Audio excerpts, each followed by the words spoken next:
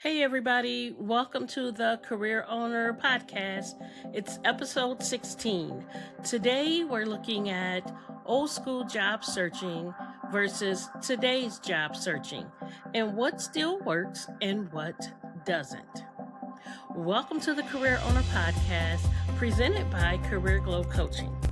Conversations that empower professionals to become career owners. I'm your host, Kim Boyd, career ownership coach, and today we're tackling a question that many people don't even realize they should be asking. Here's the question. If you had to look for a job tomorrow, even today, what would you know, or would you know how to conduct a successful job search in today's market? Because the truth is, the rules have changed. For decades, job seekers follow a familiar formula. You wrote a resume, you searched the newspaper, you filled out job applications, you waited for the phone to ring, and eventually an opportunity came along. But today's job market is very, very different. Technology has changed, recruiting has changed, networking has become prevalent. Networking has changed. Networking is at the forefront of almost every job search. And the way employers find talent today has changed too. Yet, many professionals are still job searching with strategies that worked 20 years ago. Today's conversation isn't about criticizing the old ways. Many of those approaches worked and some still do. I know because I still use them, right? But if we want to succeed in today's job market, we have to understand what has changed, what still works, and what we need to do differently. So let's dive in. Let's take a look at the old school job search. So think back to when people used to find jobs. You may remember searching the Sunday newspaper, prioritizing dozens of resume on that thick resume paper that we used to buy with the matching envelopes. Remember that for those who were around back then. Mailing applications in, filling out paper forms, waiting for a recruiter or hiring manager to call you. For many people, that approach worked beautifully. People often spent their entire careers with one company. Networking happened naturally because careers were local and relationships were built face to face.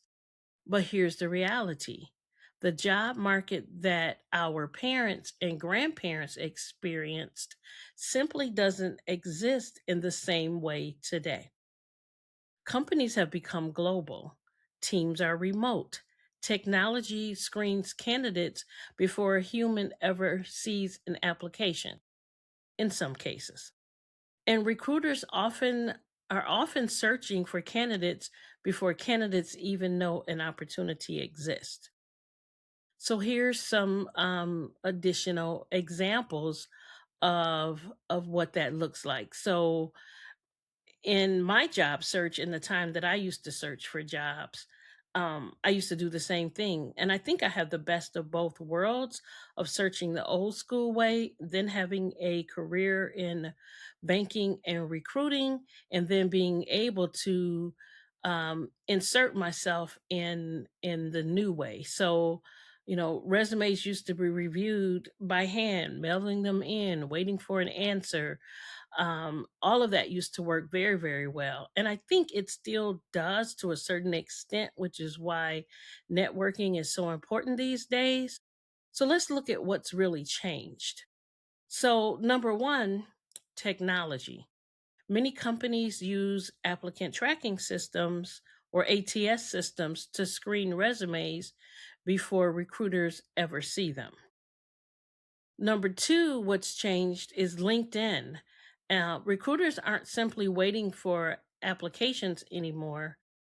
They are actively searching LinkedIn, reviewing profiles, and reaching out to potential candidates.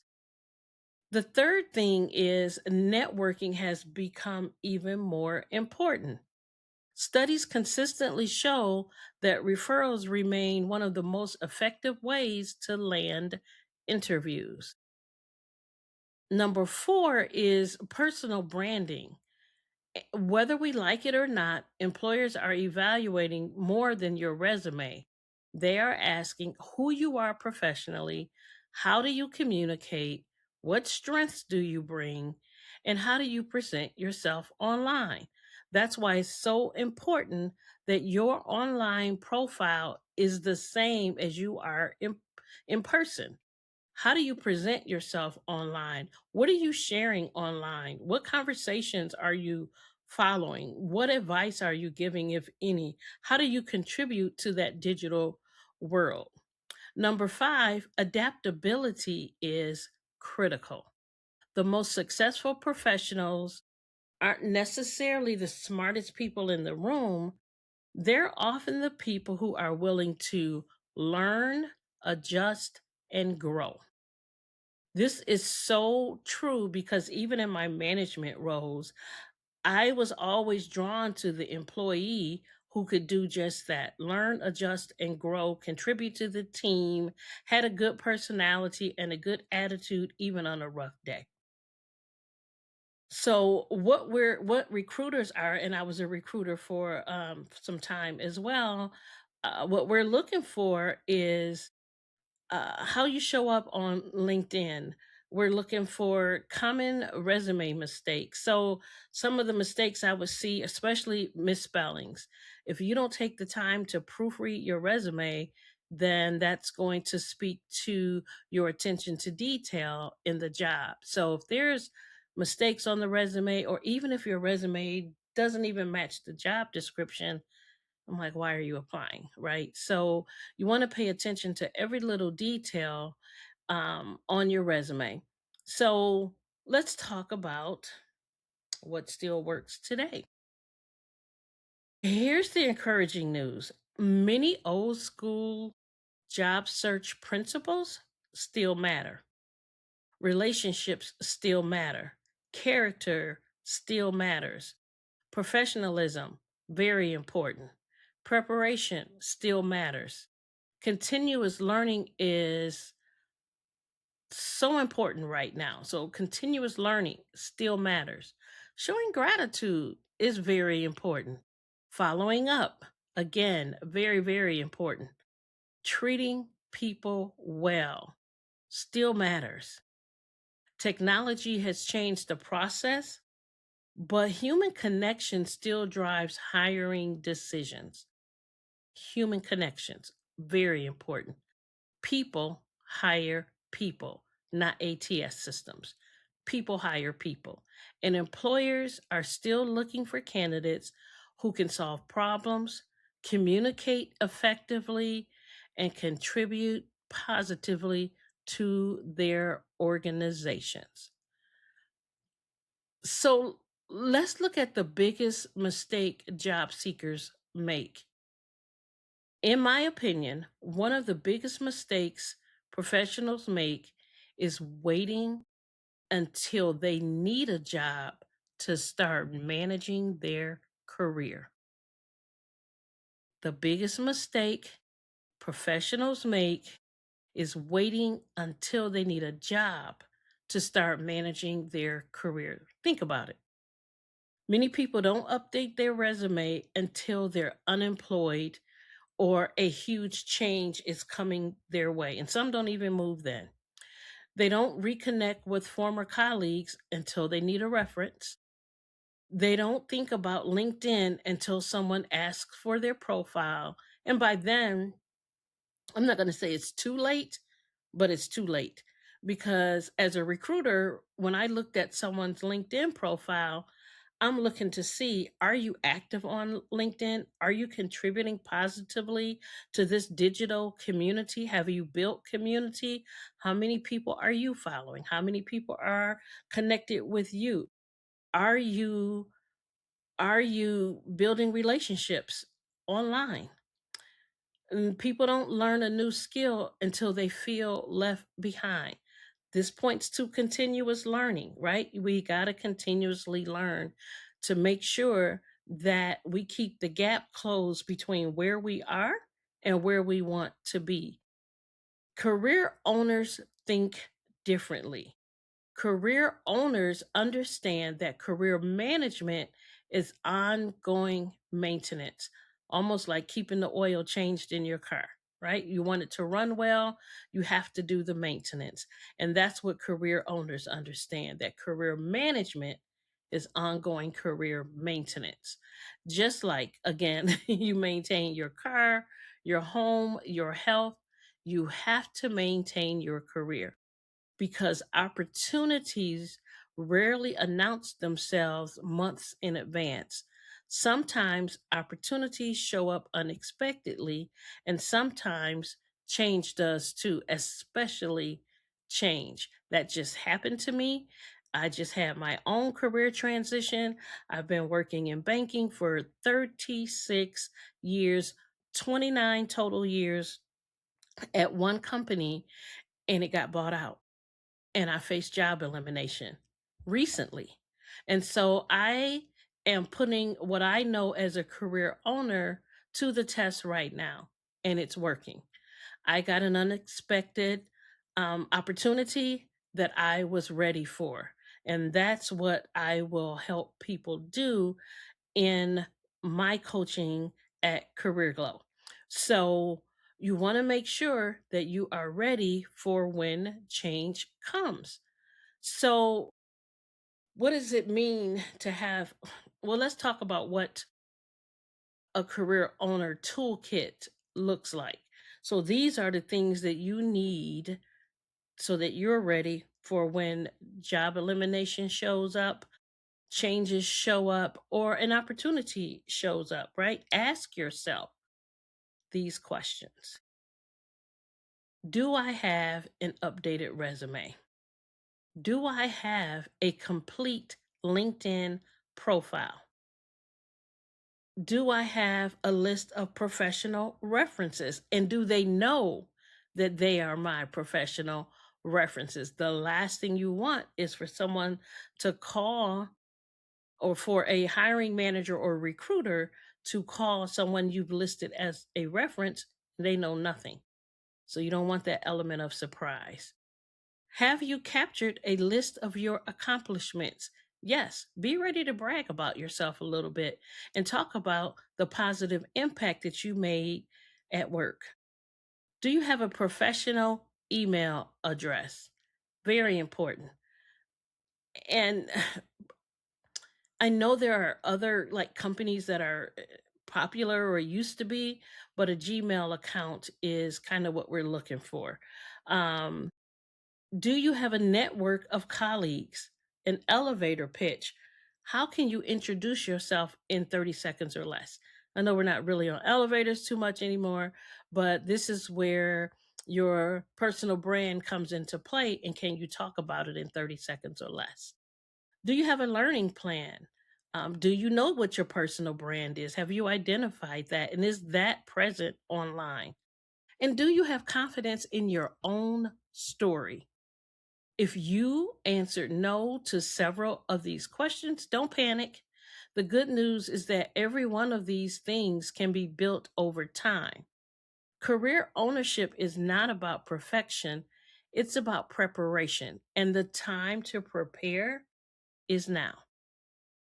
So, I got three takeaways before we close. And these are things that I really, really hope you remember. Number one, the number one takeaway is the job market has changed and your strategies must change with it. And find out what works for you now. What tools are you going to use in your job search? How are you going to show up online? Your resume, make sure that's updated, all of that. So, yes, the job market has changed. Make sure your strategies are changing with it. The second takeaway is, and this is a big one, relationships matter even more than resumes alone. So, what community have you built?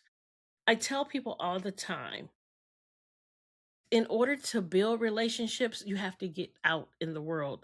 Join a professional organization, volunteer somewhere, but build relationships with people around you. Stay in connection with people that you used to work with, former colleagues and managers that you worked well together with.